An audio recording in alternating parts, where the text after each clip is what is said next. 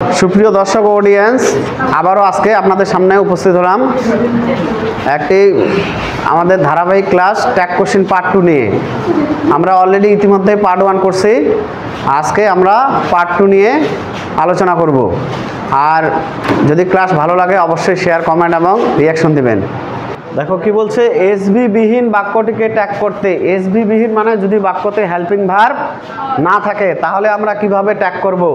1 number rules দেখো, ভার্বের সাথে অ্যাস বা ইয়েস থাকলে ডাজন্ট বসে প্লাস সাবজেক্ট বসে।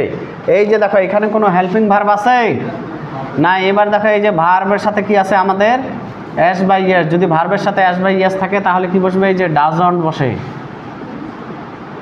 ডাজন্ট, তারপর হচ্ছে সাবজেক্ট প্রশ্নবোধক চিহ্ন।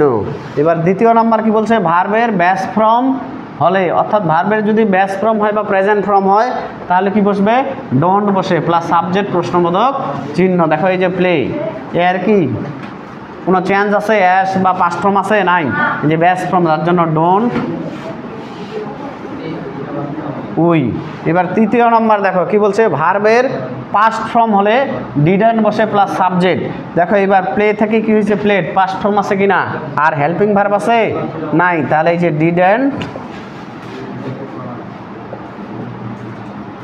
হি। এবার কি বলছে, বাক্যটিতে do not, does not, did not থাকলে বাক্যটিকে ট্যাগ করতে নট বা এই নট, অ্যাপোস্ট্রফি নট বা নট যেটাই থাকুক, নট উঠে যায় এবং ডু, ডাস, ডিড বাক্যের শেষে বসে প্লাস সাবজেক্ট প্লাস প্রশ্নবোধক চিহ্ন। অর্থাৎ বাক্যতে যদি do not, does not, did not থাকে সেই নটটা উঠাই দিতে হবে এবং ডু, ডাস, ডিড যেটা থাকবে সেটা আমাদের বাক্যের শেষে যাবে এবং তারপরে কি বসবে, সাবজেক্ট বসবে এবং তারপরে প্রশ্নবোধক চিহ্ন বসবে। এখন এক্সাম্পলে যাই, হি ডাস নট লাইক দিস। এই যে ডাস নট আছে, নটটা উঠে যাবে, তাহলে কি বসবে, does he. We do not play. এবার দেখো ডু নট আছে, তাহলে নট উঠে যাবে, ডু উই। তারপর দেখো দে ডিড নট, নট উঠে যাবে, ডিড দে।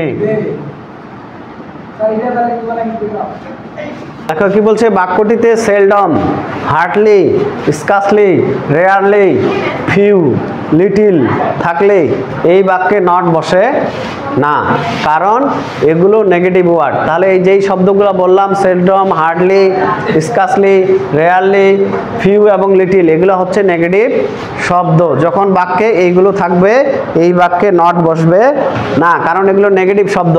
বলছে কি, তবে ফিউ ও লিটিলের পূর্বে এ থাকলে অ্যাফার্মেটিভ। তবে এই ফিউ আর লিটিল যখন এদের পূর্বে এ থাকবে তখন এটা আবার অ্যাফার্মেটিভ।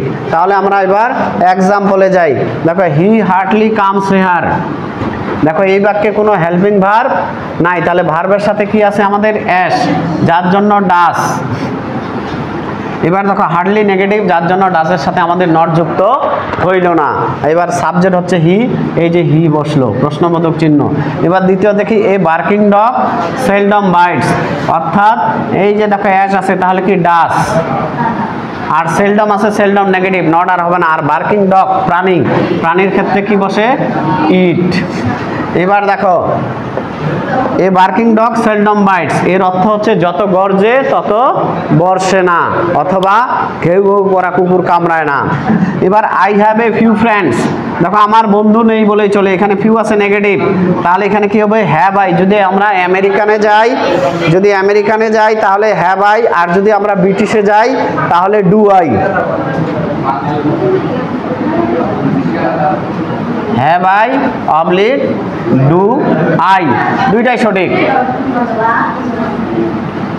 এখন দেখো এবার I have a few friends, এবার এ আছে, তার মানে দেখো এটা এবার অ্যাফার্মেটিভ, তাহলে এখানে কি বসবে, হ্যাভেন্ট আই বা ডোন্ট আই।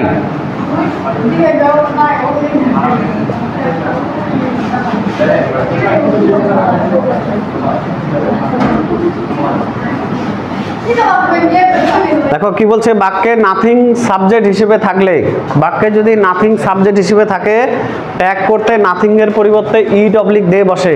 অর্থাৎ দুইটাই বসা যাবে, যার যেটা ভালো। কেউ যদি ইট বসাও সেটাও বসা যাবে, কেউ যদি দে বসাও সেটাও বসা যাবে। এবং এই বাক্যে নট বসে না, কারণ নাথিং শব্দটাই হচ্ছে নেগেটিভ। তবে পার্থক্য এখানে যদি আমরা দে বসাই তাহলে ভার্ব চেঞ্জ করতে হবে, আর যদি আমরা ইট বসাই তাহলে ভার্বের কোনো চেঞ্জ হবে না।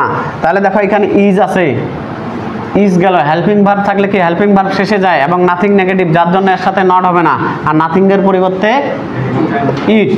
আর যদি আমরা এবার নাথিং এর পরিবর্তে দে বসাতে চাই, দে এর বেলা কি ইজ কখনো ব্যবহার হয়? তখন ভার্ব চেঞ্জ হয়ে যাবে কি আর দে, তার মানে দুটোই সঠিক। Dear audience and spectator, if you like my class, please give me share, comment and reaction. So we are going to finish the class, so everyone welcome and congratulations.